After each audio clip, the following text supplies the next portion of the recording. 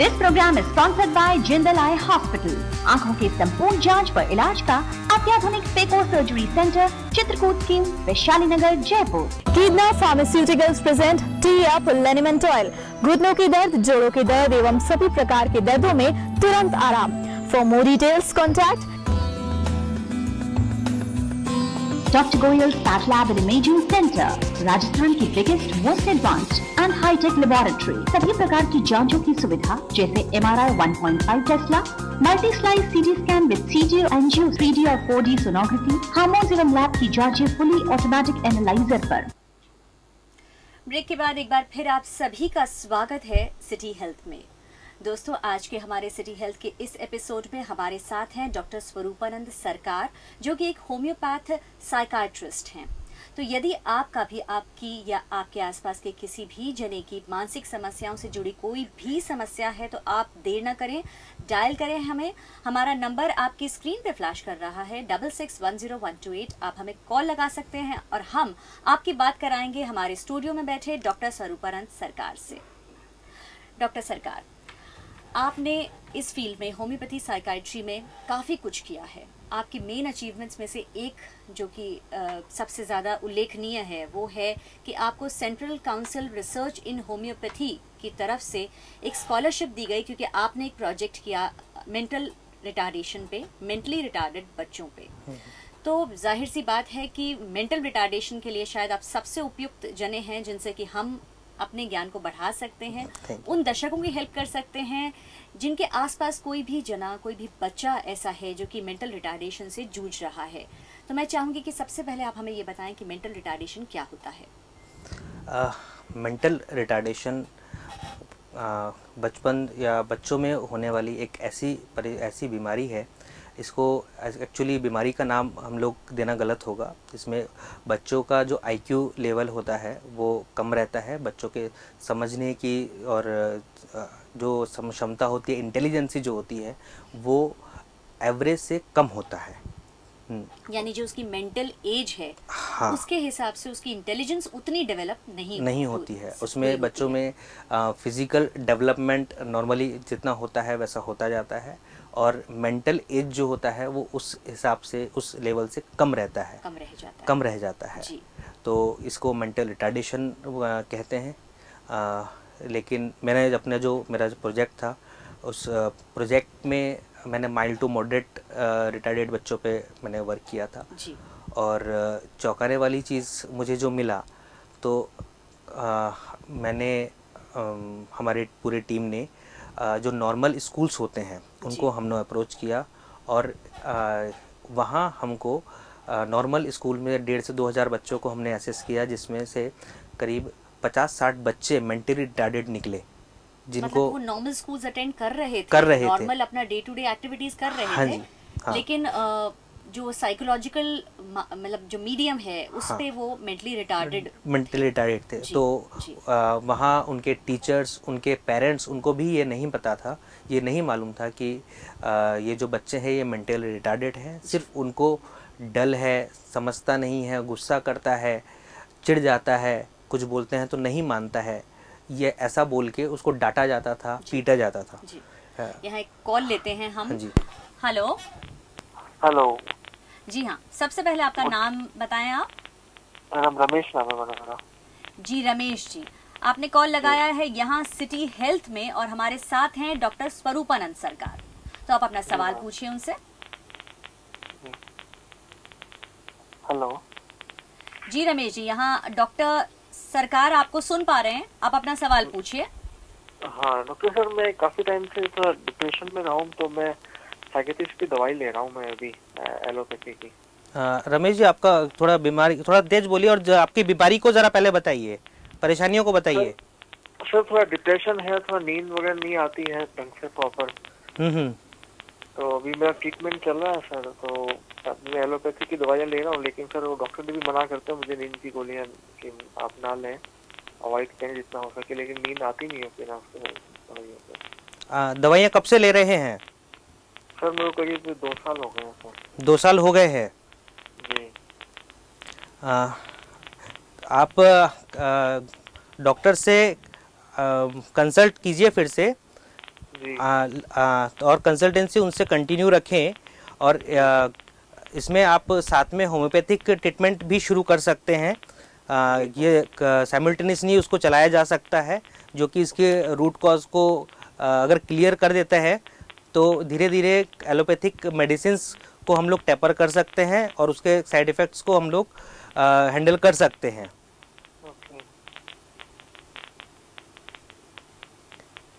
हाँ। और कुछ पूछना चाहेंगे? हाँ सर, मैं पूछ रहा था जो इसमें सर होम्योपैथी में कोई सा साइड इफेक्ट तो नहीं होता? जैसे एलोपैथी में डॉक्टर मना करते हैं कि आप जितना हो सके अवॉइड करें नींद की गोलियां जिसमें जो साल्ट होता है, तो ऐसा होम्योपैथी में तो ऐसी कोई बात नहीं है? जी नहीं, होम्योपैथी में साइड इफेक्ट्स जैसा ऐसा कुछ नहीं पाया जाता है। जी।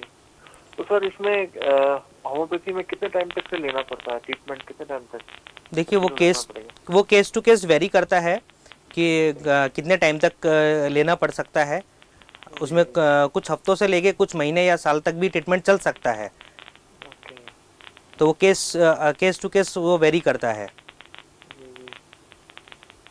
ठीक है, thank you sir, thank you. Okay ji Ramesh ji, call करने के लिए बहुत बहुत धन्यवाद। मुझे लगता है डॉक्टर सरकार की अभी जिन कॉलर जिन्होंने हमें कॉल किया उनके लिए ये बहुत ज़्यादा ज़रूरी है कि वे अपनी प्रॉब्लम को समझ पाएं, और वो तभी पॉसिबल होगा जब वो डॉक्टर से खुलकर इस बारे में बात करेंगे।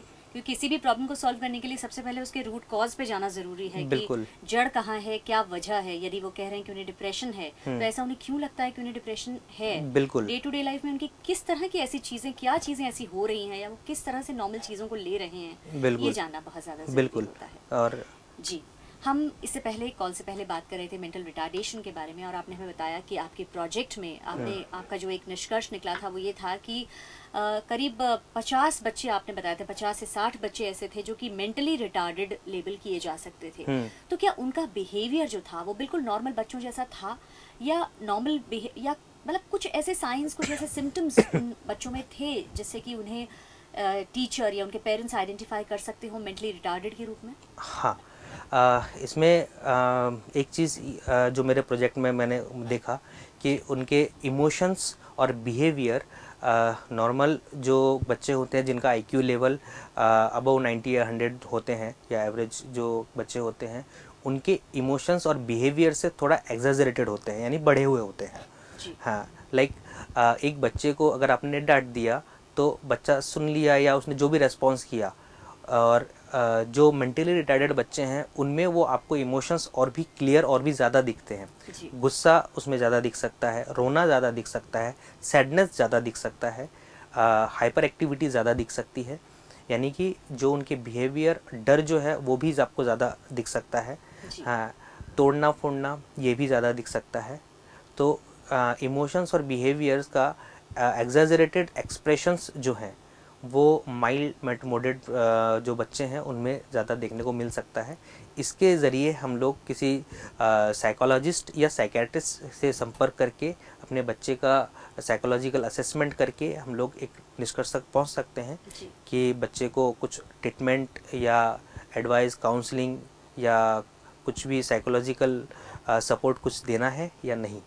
यानी कि नॉर्मल से अलग अगर कोई भी बिहेवियर किसी बच्चे का देखा जाता है, यदि उसे डांट दिया गया तो वो ज़रूरत से ज़्यादा उस पर रिएक्ट करे, गुस्सा ज़रूरत से ज़्यादा, एक लिमिट से ज़्यादा करना, या डर एक लिमिट से ज़्यादा होना, ये कहीं ना कहीं मेंटल रिटार्डेशन की भी साइन सिम्टम्स हो सकते हैं जी। हाँ, यानी कि सिर्फ आईक्यू टेस्ट करने से ही हम किसी को लेबल नहीं कर सकते मेंटल रिटार्डेशन, या जैसे कि नॉर्मल हम मेंटल रिटार्डेशन को जानते हैं, हम विजुअलाइज करते हैं, कि इमेजिन करते हैं कि एक बच्चा जो कि मेंटली रिटार्डेड है वो तो एक एक्सट्रीम केस होता है। बिल्कुल, वो सीवियर या प्रोफाउंड केस हो सकता है। हाँ। लेकिन माइल्ड या मॉडरेट मेंटल रिटार्डेशन हमारे आसपास के कई बच्चों में हो सकता है। हाँ, वो नहीं पता चलता है। हाँ, जब हमने बच्चों के असेसमेंट्स जब हमने किए, उनके बिहेवियर, इमोशंस को जब हमने असेस किए, उसके अकॉर्डिंगली हमने उनको जब शॉर्टलिस्ट किया और उनका साइकोलॉजिकल असेसमेंट करके आईक्यू टेस्टिंग जब किया, तब आईक्यू टेस्टिंग से हमें पता चला कि बच्चा जो है वो मेंटली रिटार्डेड है। हाँ। तो ऐसे में होम्योपैथी में इसके क्या इलाज हैं, यानी कि दवाइयों से ही इसे ट्रीट किया जा सकता है या कुछ और भी थेरेपीज दी जाती हैं? एक्चुअली अगर मैं पहले प्रोजेक्ट की मैं बात करता हूँ, देन एक्चुअल ट्रीटमेंट की हम लोग बात करते हैं। क्योंकि प्रोजेक्ट का वर्क था, तो प्रोजेक्ट के वर्क में आप विदाउट कुछ थेरेपी या कुछ विदाउट कुछ इंटरफेयर किए मेडिसिन देते हैं। ये एक प्रोजेक्ट अदरवाइज नहीं तो इफेक्ट नहीं पता चलता है। तो ऐसे में हमने कोई भी ऐसा काउंसलिंग बच्चे को हमने नहीं दिया और बच्चे को होम्योपैथिक मेडिसिन्स दिया और 6 मंथ का उनका फॉलोअप हमने देखा। तो उसमें बच्चों के एग्जैजरेटेड बिहेवियर, इमोशंस में हमको दिखा कि उसमें कम हो गया है। इवन ये भी हमको देखने को मिला कि इस 6 महीने के पीरियड में बच्चे के 2 बार एग्ज़ाम हो चुके थे, जिसमें बच्चे को 5 to 10% तक मार्क्स में बढ़ोतरी हुई होम्योपैथिक मेडिसिन देने के बाद में। ये तो एक प्रोजेक्ट का वो था। और इसके अलावा अगर हम ट्रीटमेंट बेसिस अगर हम बात करते हैं तो मेंटली रिटार्डेड बच्चों को काउंसलिंग या साइकोलॉजिकल सपोर्ट देना बहुत ज़रूरी है, उनको सिखाना बहुत ज़रूरी है। और उनको उस तरीके से, क्योंकि अगर एक बच्चा अगर एक बार में सीखता है तो मेंटली रिटार्डेड बच्चा हो सकता है 3 या 4 बार में सीखे। उन्हें सिखाने का ढंग अलग हो सकता बिल्कुल है। बिल्कुल। तो उसमें सिर्फ अगर बच्चों को वैसे सिखाना, उसमें टीचर, उसमें पेरेंट्स, उसका फैमिली एनवायरनमेंट, इसका बहुत बड़ा रोल होता है। हाँ, और वहाँ से बच्चे को सिखाया जाना, और साइकोलॉजिस्ट जो होते हैं, क्लिनिकल साइकोलॉजिस्ट जो होते हैं, उनका भी एक बहुत बड़ा रोल यहाँ पर प्ले होता है। और उनके सपोर्ट से उनके क्योंकि जो हम सिखाते हैं मेंटली रिटार्डेड बच्चे को, बच्चा भी उसको स्लोली ग्रास्प करता है।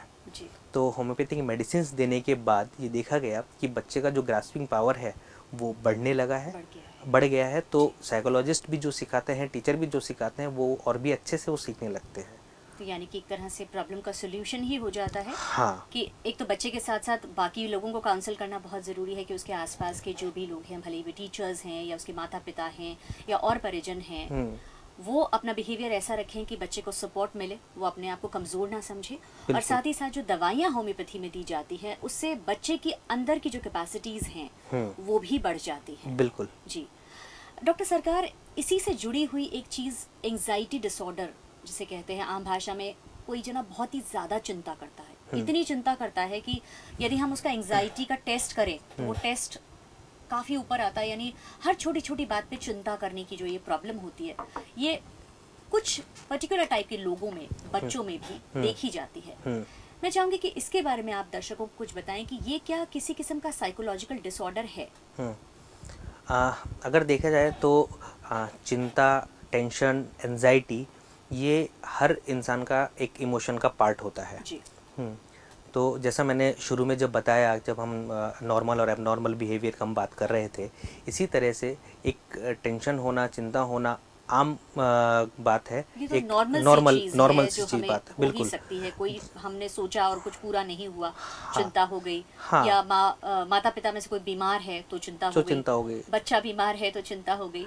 इवन एक बच्चा जो है एग्जाम देने जा रहा है, बिल्कुल, हाँ, आज होमवर्क नहीं किया है तो भी चिंता टीचर मारेगी। चिंता तो एक रोज की चीज है, जैसे हम खाते पीते हैं वैसे हाँ, हम चिंता भी खाते हैं। बिल्कुल। हाँ, लेकिन जब कोई भी चिंता आपके लाइफ के जो सेक्टर्स हैं उसमें कहीं भी अगर हैम्पर कर रहा है किसी एक टाइम बीन के लिए, और वो आपके एक टाइम बीन के साथ में उसको कंटिन्यूसली हैम्पर कर रहा है जो आप ठीक नहीं कर पा रहे हैं, तो ऐसा जो है एक डिसऑर्डर का रूप लेता है, एक बीमारी का रूप लेता है, जिसको ठीक करना बहुत ज़्यादा ज़रूरी है। और इसके लिए आप अपने जो भी डॉक्टर्स हैं, साइकोलॉजिस्ट हैं, साइकेट्रिस्ट हैं, उनसे ज़रूर संपर्क करें और इसको एक बड़ा रूप ना बनने दें। इससे पहले ही आप संपर्क करके उसका इलाज शुरू करें। यहाँ मैं एक चीज़ आपसे जानना चाहती हूँ डॉक्टर सरकार, कि कई लोग ऐसे होते हैं जिन्हें चिंता करने की बहुत आदत होती है। खासकर महिलाओं में ये चीज़ बहुत देखी गई है कि उन्हें छोटी छोटी बातों की चिंता होती है। तो क्या ये चिंता इंट्रिंसिक होती है, यानी कोई जन्म से ही ऐसा बना होता है कि चिंता ज़्यादा होती है उसे? क्या कुछ ऐसा है? एक्चुअली अगर देखा जाए तो सेक्टर्स अगर आप देखते हैं तो मेल जो एंजाइटी या टेंशन होते हैं वो अलग होते हैं, फीमेल टेंशन अलग होते हैं।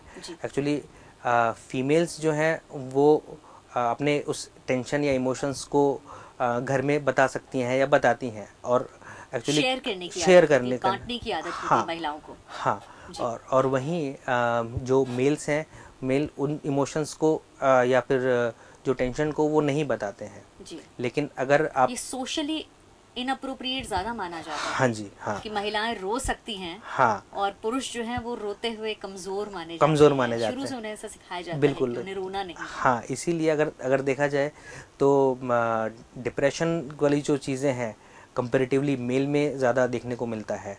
अगर आप रेशियो अगर उठाते हैं तो मेल में ज़्यादा देखने को मिलता है रादर देन महिलाओं में। महिलाओं में यही जो टेंशन है ये एक दूसरा रूप भी ले लेता है, क्योंकि माइंड क्या करता है कि इन स्ट्रेस को, छोटे छोटे स्ट्रेस को माइंड पे अपने पास में नहीं रख के अगर नहीं संभाल पाता है तो उसे बॉडी पर छोड़ देता है और उसके अलग अलग सिम्टम्स आने लगते हैं, जैसे अकारण एसिडिटी होना, हाथ पैरों में दर्द होना, कमर में दर्द होना, सर में दर्द होना, सांस फूलना, इस तरीके की परेशानियां हो रही हैं। और डॉक्टर्स के पास जा रहे हैं, टेस्ट खूब कर रहे हैं, लेकिन टेस्ट नील है, टेस्ट सब नॉर्मल है जी। और ये तो बहुत ही रोज की सी सिचुएशन है जो हम अपने आसपास बहुत लोगों में देखते हैं, खासकर बुजुर्ग लोगों में ज्यादा देखते हैं। हाँ, एजेड जो हो रहे होते हैं, हाँ, उनमें ज़्यादा, उनमें एक्चुअली एजेड में जो ये प्रॉब्लम्स आती हैं उसका रीज़न अलग होता है, क्योंकि उसमें एज फैक्टर की वजह से बहुत टिश्यू डैमेज और भी चीज़ें आने लगती हैं उसमें। अगर एजेड में अगर आप ये सब टेस्ट करेंगे तो आपको नॉर्मल नहीं मिलेगा, कुछ ना कुछ आपको, क्योंकि बोन्स से रिलेटेड कुछ ना कुछ आपको मिलता है, जो डीजनरेशन जो पड़ता है, बिल्कुल हाँ। और वहीं अगर आप यंग एज में बात करते हैं, लाइक 20 प्लस में जो बात करते हैं, उसमें अगर ये सब सिम्टम्स आ रहे हैं तो उसमें क्या है कि ना डॉक्टर्स पेशेंट चेंज करता रहता है, उसको ऐसा लगता है कि डॉक्टर को बीमारी पकड़ में नहीं आ रही, हाँ, तो वो बदलते रहते हैं। तो ऐसे में, और क्योंकि सोशियोलॉजिकल एस्पेक्ट होने की वजह से वो अपने स्ट्रेस जो है ना तो डॉक्टर से शेयर करते हैं ना फैमिली में शेयर करते हैं। तो ऐसे में एक साइकोलॉजिस्ट या साइकेट्रिस्ट से मिलना बहुत ज़रूरी है, क्योंकि इस टाइप के जो डिजीज़ेस होते हैं इसको सोमेटोफॉर्म डिसऑर्डर बोला जाता है, और इसके जो होम्योपैथी में इसको साइकोसोमेटिक इलनेस में इसको कंसिडर किया जाता है, जो कि साइकोलॉजिकल ओरिजिन होके और सोमेटा यानी कि बॉडी पे उसका हाँ इफेक्ट आया है। तो इसमें भी एक और जो कि अपने आम जिंदगी में जो हम लोग उसको कंसिडर नहीं करते हैं कि साइकेट्रिक प्रॉब्लम है जी। तो ऐसे में इन चीज़ों को पहचानना बहुत ज़्यादा ज़रूरी है। बिल्कुल। तो दर्शकों, आज के इस इंटरेस्टिंग एपिसोड सिटी हेल्थ के इस एपिसोड में हमारे साथ डॉक्टर स्वरूपानंद सरकार कुछ समस्याओं के निदान बता रहे हैं आपको। हम उम्मीद कर रहे हैं कि आपको हमारा ये एपिसोड पसंद जरूर आ रहा होगा। तो आप कहीं जाइएगा मत, हम अभी एक छोटा सा ब्रेक लेकर फिर वापस लौटते हैं। डॉक्टर सरकार से कुछ और बातचीत करते हैं मानसिक समस्याओं के बारे में।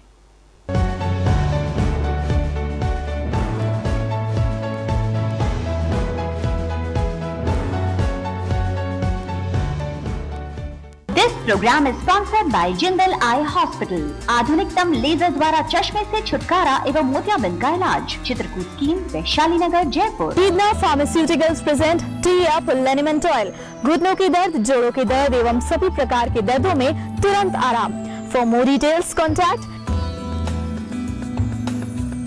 Dr. Goyal's Path Lab and Imaging Center, Rajasthan की biggest most advanced and hitech laboratory. सभी प्रकार की जांचों की सुविधा जैसे MRI 1.5 tesla, multi slice CT scan with CG angio 3D और 4D सोनोग्राफी, हार्मोन्स एवं लैब की जांचें फुली ऑटोमेटिक एनालाइजर पर।